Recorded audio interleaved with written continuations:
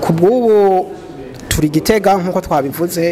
Ubwa mbere twarashoboye gukora makete y'inzu, twarakoze makete y'inzu kugira kumbura umuntu twaba turiko turabisigurira ashobore kuba yotahura canke akabona ivyo turiko tuvuga iyo bitera bije.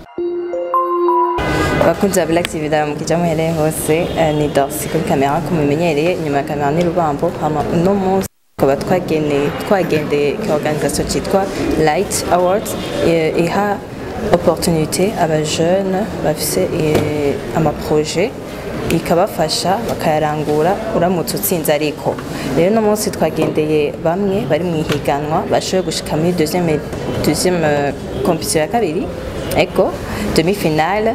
Ntibagiye Light Award ni 3e édition. Eko reka tubakire batubwire projet yabo ni nziza cyane, reka ndabasangize ivyo nabo bashaka gusangiza uburundi bwa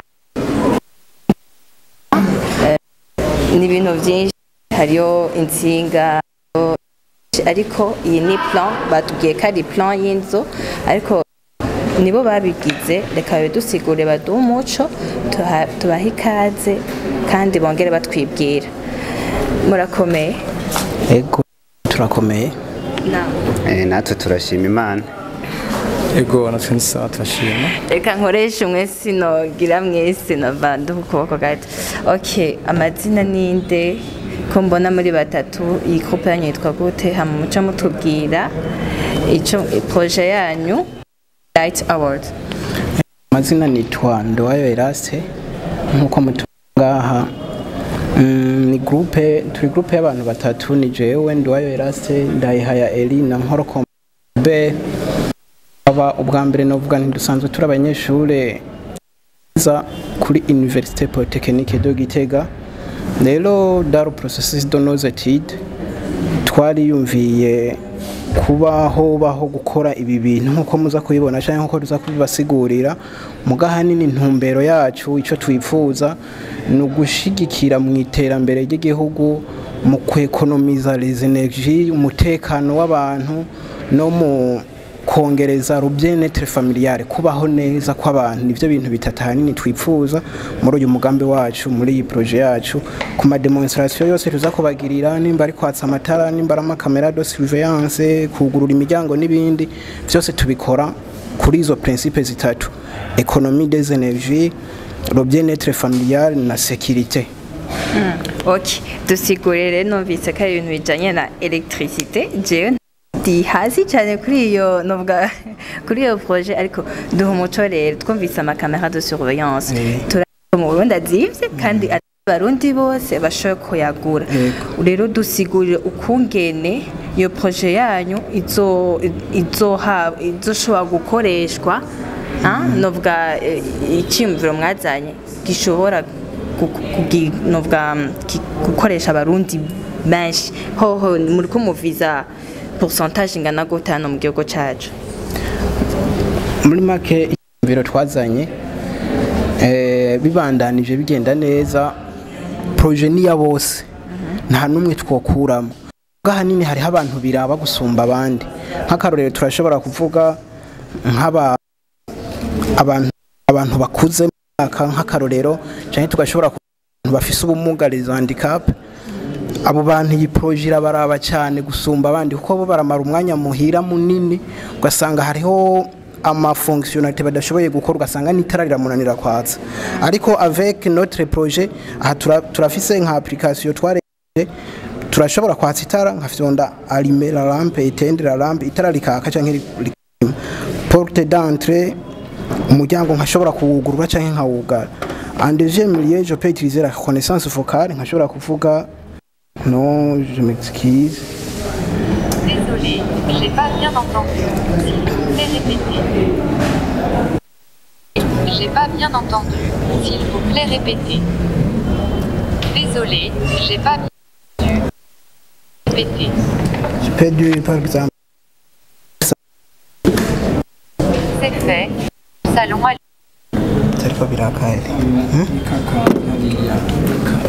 je m'excuse. C'est ibyo nakoze bitari ibyo. Okay. Yari yatse gatonya.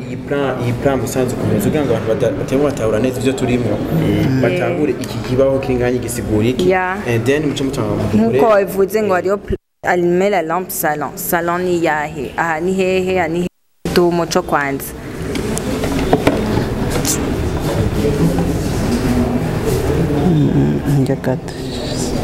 ubwa mbere twarashoboye gukora makete y'inzu twarakoze makete y'inzu kugira kumbura umuntu twaba turiko turabisigurira ashobore kuba yotahura canka akabona ivyo turiko tuvugiye bitera bija ari twarashoboye gukora makete y'inzu aha murabona hariho corridor hariho nk'icumba ngaha dushobora kuvuga salon chambre cuisine n'ibindi aha naho murabona ari amasysteme yene tuza gukoresha kugira dukomande ivyo bintu byo novuga kali nka cerveau de notre système aza turafise yatse canke rizimije urashobora guca uyibona directement kuri ya fichier ukabona salon éteinte c'est-à-dire ni gatana rimeje kuzimya ari tara twakije ugashobora kubona ati tara riratse canke rirazimya aha ni kubera twazemwe ama fonctionnalité make ubundi bwo aho fonctionnalité zo gushobora kwafisha amatara ukabona kwafisha nka temperature ukabona ati hari temperature nganuku cyangwa ukabona uti mu nzu hari abantu banganuku ibintu nkabe nivyo byose bishoboka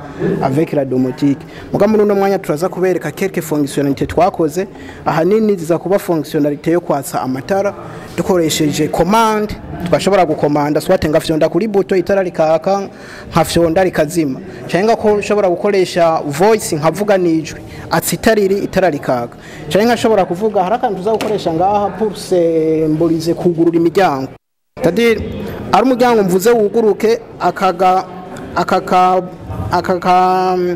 rurukaraza kutute yuko ari nka serire izoba yugurutse cyangwa serire izobigarutse kubera kaniko twensera mu miryango muri ajya makare y'imiryango hamagasha kugura cyangwa kakugara turaza kuba présenter notre système de vidéo surveillance murabibona ngaha turafise un petit caméra cerveau yayo twarabiprogramme en fonction de nos mugapasere mayuko bishobora gukora nkuko twabikoze gusa umuntu wese uko yoza kose akeneye bivanye n'ivyo yaba yifuza turashobora kubimu programmer ko twebwe ikintu cyambere twifuza nkuko mwari mwakivuze au départ mu Burundi amakamera de surveillance ariho mugarazimvye rero twe turifuza yuko kamera de surveillance zobaho mugazi kabaho ziri abapri abantu bazemporta mu Burundi barazizana bakazizana ziri programme zikoze bashika bensara mu nzu bagacha bazizana ku mahera menshi zikadushikira ku mahera menshi menu tuzogura amakamera asanzwe et puis tu ya programme nous-mêmes en fonction de nos besoins dans ce cas tuzocha dusanga biri ku mahera make cyane par rapport y'ivyo twaba tugiye ku importa hanze muri make rero tangure na fonction ya mbere hingega ntago ciyemwo usigurire umurundi atazi kamera kandi atazi to umufasha muri make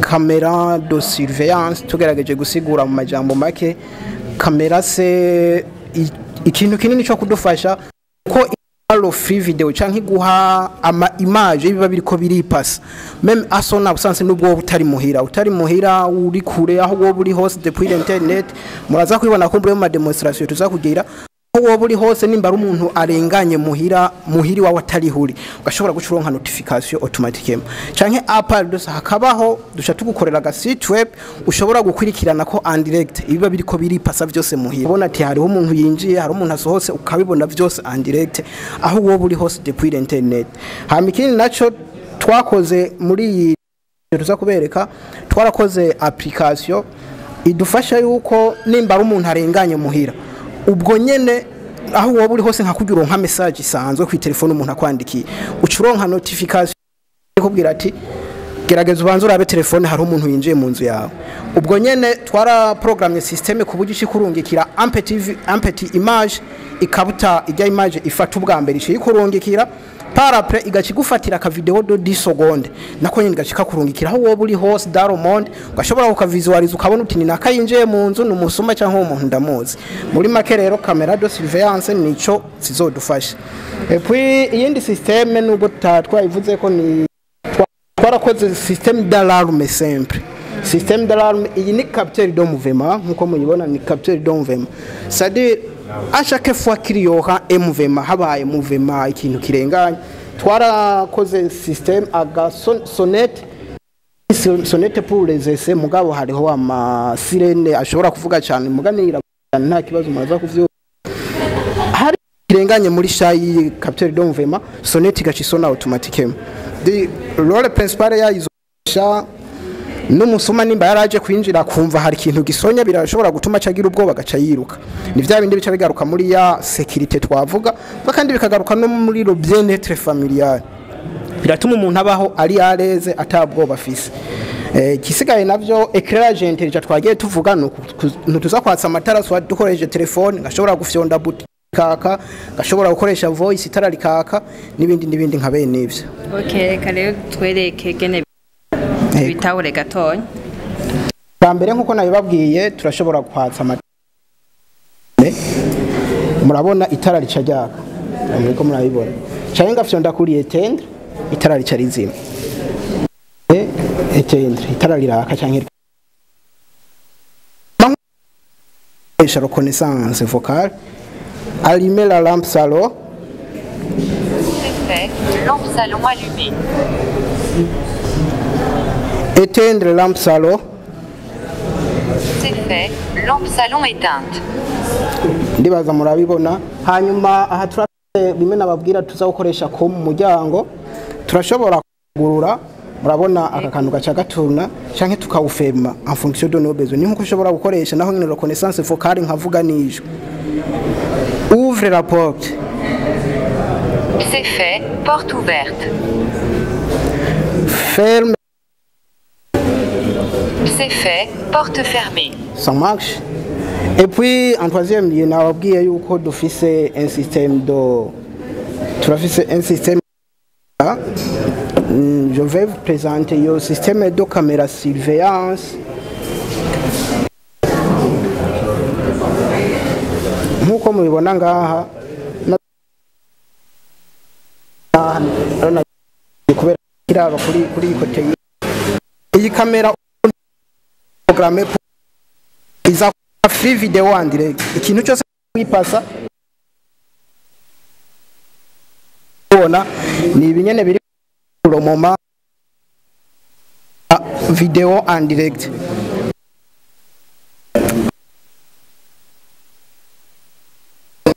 Shobora gukoresha notre tukayikoresha autrement.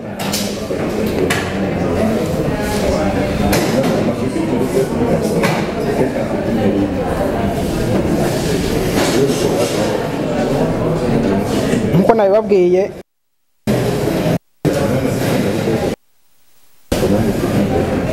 caméra de surveillance yacu twayiconfigurer en fonction de nos besoins. Twate turashobora kuronka free video en direct cyane tugashobora kuyikoresha kugira izira duha ma notification ize kuzira duha des notifications. En même temps je vais me connecter sur internet.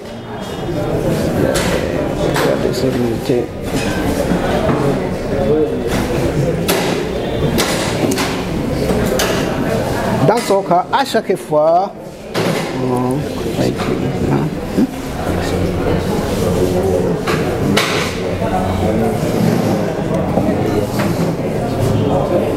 comme ndabikora connexion cyogoroye se pourquoi nta connexion nari mfisemo ndende connexion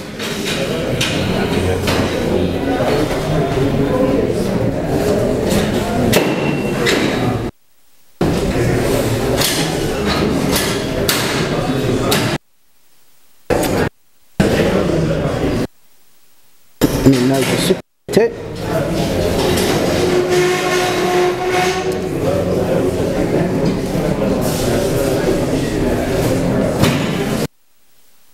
Dasoka à chaque fois qu'il y aura des choses c'est dans le shadow sur caméra automatiquement je dois recevoir des notifications sur ma machine. Vous voyez la caméra notifie ça.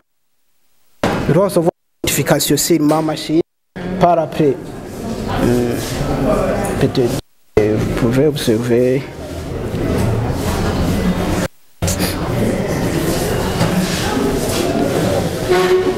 je voudrais vous montrer nagomba kubibereka muri application mobile twakoze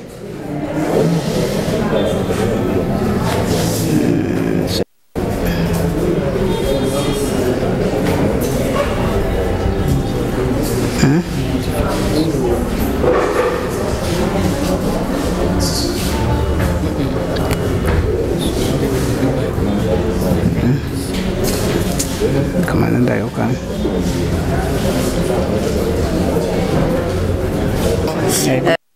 badusiguriye yuko ni application ego ni application izotuma umuntu yatsa amatara yo mu nzu ayazimya nahone yugara umuryango akoresheje telefone canke agakoresha connection. Shaka ubwire umuntu ariko arakuraba ku muntu adafise ino telefone bigenda gute canke murazi yuko amamega agora abarundi si bose bafise ubushobozi bwo kuyagura kandi si bose bafise ubushobozi bwo kuguronka zino telefone. Shaka ubwire kungene abarundi bose bashobora gukoresha bino bintu.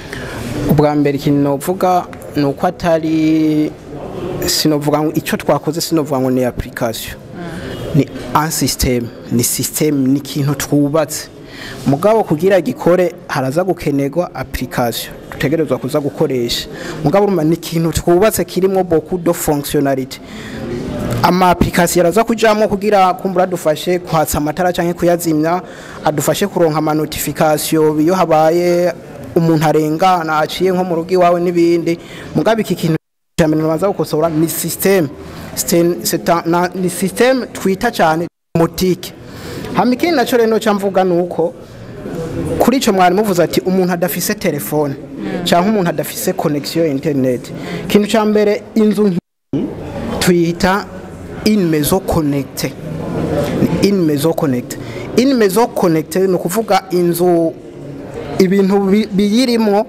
bifise ico bihuriyeko bishobora kuyaga hagati yavyo. Iyo nzu rero ibintu biyirimo bifise ico bihuriyeko ntiyoshobora kubaho ngo ikore nene bigende neza hatabayemo connection, hatabayemo cyo novuga ama protocole de communication. Swate yoshobora kuba ama protocole dukoresheje wifi canke au minimum twafuma dukoresha bluetooth. Twashobora kubikora dukoresheje bluetooth muka à l'absence d'une téléphone canke hakabura connexion internet. Ivyo bintu vyose nta kuntu nakumwe byo shobora kuba vyokunda. Umuntu yipfuza kuba yokoresha ibintu nk'ibi tumuhamagarira ubwa mbere kuba afise telefone mu gihe akeneye yuko ashobora kwatsa amatara akoresheje ijiwe akoresheje amabuta ahantu hari karafyonda arashobora kuba afise telefone canke akaba afise imashini. Kandi kindi naco nuko aya matara canke ibyo byose twagize umuryango nibindi turashobora kuvyotomatiza bikaba ibintu biri automatique sinumigere no kivuga mu kirundi bikaba ibintu vyikora bivanye nuko twoba twabiprogramme. Nk'akarorero nk'iri tara atari yo twaprogramme ikiri tara muga nk'iri tara riza kwaka en fonction ya mouvement hagize ikintu kirengana kuri capteur de mouvement iri tara ricagiye sa automatiquement nta muntu ntibikeneye kuba ndonda buto canke biki iri tara ryo nyene hagize ikintu kirengana birashoboka ati werero kudakeneye yuko kwa reka tuguprogramire ihore ryaka hagajya masaha zime canke umucunganyuko turafise amakapteur nibaza ko twabisize hariya turafise amakapteur de luminosité twashobora kuvuga ati umucunganuko itara nigiyatse umucunganyuko naho itara nigizimye cyane tukavuga ati amasaha ya umuryango ni wuguruke amasaha ya umuryango ni wiyugare umba izo nizo we mrambazi kuronka babi bakorera cyangwa babimenyekanisha ibi bintu ico novuga ubu turiko turabikorera kuri ipeje baradusavye tugire devis ibintu byaba byokenerwa kugira tube twotara rero vuba ndibaza turashobora kugira commande ya mu materiel hama bikaba vyojaho muga hariho nabandi tukiri mu biganiro tukiriko turanegosia vuba dushobora gutangura kubibesitarira mu mazu yaho. Kuri ico nyene kugira shaka utubwire wo humuriza umurundi agira ino system niki hazokungwa kamwe kurusha itafise mu rugo rwiwe. Ikintu cya ko twagiye tubivuga nguma ngaruka kuri ibi bintu bitatu. Icyambere twakivuze sécurité, umutekano, turavuga le bien-être familial, kubaho neza, kumva wisanzuye, ikintu gikeneye ugashobora kugikora, nimba inzu yawe iri Gitega ugashobora wibereye ngahi Bujumbura ukatsa amatara ukabona ibintu byose biriko biripasa mu nzu, uryamye mu nzu itaruka ryatsa wiryamiye canke rikiyatsa en fonction yuko ba wabikoze. Ikindi naco gica kiza kinini ni l'économie des ko hari igihe usanga twatsa amatara bidakenewe, ariko avec notre système turashobora guprograma amatara kiyatsa en fonction des événements. Amatara zopaka ruko habaye iki kintu kitabaye itara nirizime, nubwo woba wajakije winjiye mu nzu wajakije usohotse ryo nyene rigaca ryizimya, kuko urashobora kwinjira mu nzu ugasohoka ugasanga ugiye kuri zimya ikaguma ari gukonsomera ama energy, ugasanga facture baye nini n'ibindi.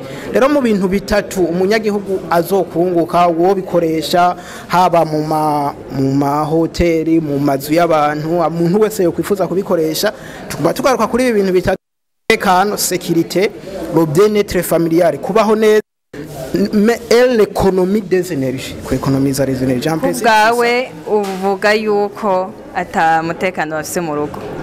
Non, c'est pas dit ça. Mugaba kuvuga birashobora gufasha kwameliora, c'est pour améliorer. Bisanzwe na gestion na ma energy abantu barayafise, mugabo barashobora kubaho kuyumvira ati ama energy arashobora umuyaga nkuba muke, ifo ko tu economize canke hako nama ndi ha facture nini dakenewe, fo yuko ibintu vyanje biba automatize amatara kaka kugihe bida canke ibi bintu byawe bigaragara nkaho umenga insigiye cyane gose.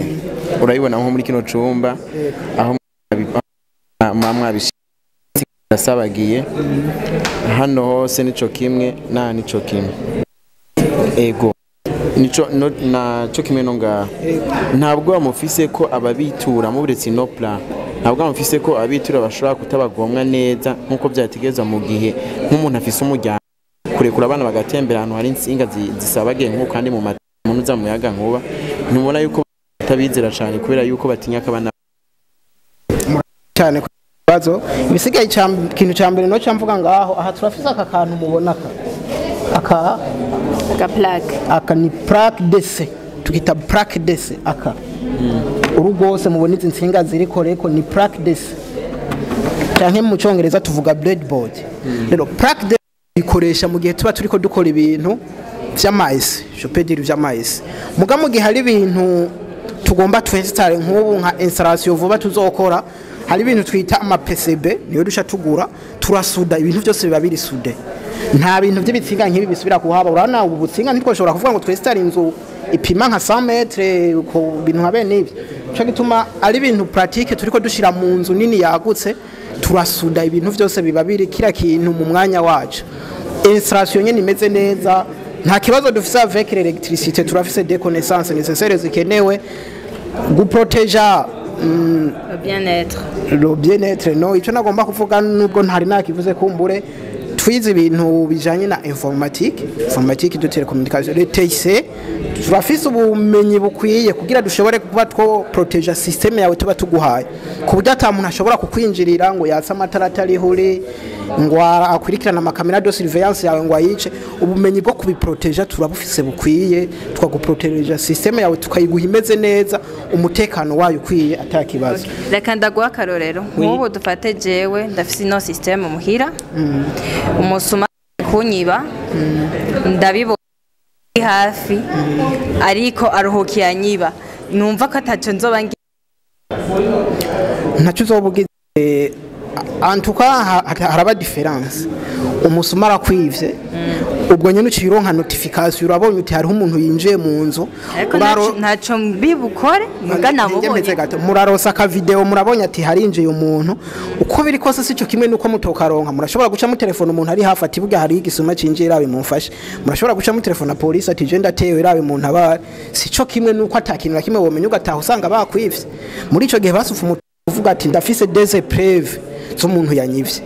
Kandi ikindi naco tutavuze nuko iyo video uza kuronka hariho aga server tuguha, ama server yakora turashobora kuguha duca tuyiguha ko access amadone ajya amadone iyo video warose kuri telefone no muri yo server kiba stock umwanya wose we imana imisi ngahe turashobora kubiprograma swate mara umunsi umwe bimari yinga canke bizokwama imisi yariyo yose bivanye nuko ubu bishaka no muri ico gihe iyo video umwanya wose uzoyikenera comme preuve urashobora kuyitwara. Urakoze cyane urakoze ndakwifurije gutera imbere nta kintu twifuza atari ko uburundi bwateye imbere mwazanye icyumviro cyiza je ndabashigikiye. Murakoze cyane ego gico mugiye n'undi kaza kora kurikirana washoboye gusigura ino systeme mwazanye. Hama icyo twobwira abarundi n'abarundi kazi ubwa mbere ikintu twosaba abantu bashoboye kudushigikira ko babo tuba hafi kugira ibi bintu vyacu bishike kure hashoboka kuko nko mu bindi bihugu aho technology usanga iteye imbere barabikora cyane kandi no kutavuga mu bindi bihugu ngo barabikora mu Burundi abantu baravyimporta bakabizana bikoze mugasanga babizanye ku mahera menshi ariko twe dushobora gukorera system tukayigukorera ku mahera make bivanye turemporta ubu composer buto bushoboka mugabo bufise carte imeze neza hama twasha tu programme en fonction de tes besoins bivanye nuko buvyifuza ko bimera. Rero ikintu twahamagarira abarundi nuko bodushigikira bakatuba hafi abadufasha mu buryo bakatuba hafi bakadufasha kugira tube twogera kure hashoboka. Ikindi naco duhamagarira abarundi bose twobahamagarira kujana na development canke kujana nibihe turiko dutera tujamo ko turiko dutera tuja muri monde informatique niyo monde turimo ni monde informatisé aho ibintu vyose usanga bikoregwa kuri internet bikoresha telefone.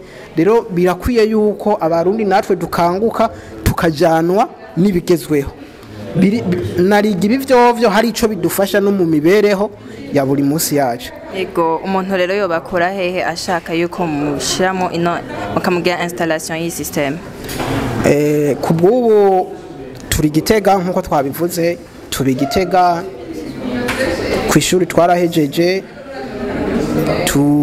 turi muri turiko nivyo twirirwa turakora mu gico nibaza umburengira twovuga nimero ntashobora kuturonka site oui site na site mufise site web twari twatanguye ntiturayifinaliza neza mugabo bientôt irashobora kuzoba iri accessible ukuntu dushobora kuyigira ifite esthétique imeze neza ku buryo n'umuntu ayigiye kadashavuga ati babantu barabesha dushobora kuyigira tuyikoreye generateur ashobora gukora site web byihuta imeze neza ugacumengo ni ibintu vy'amanyanga. Ego ntaco numéro en attendant ko turindira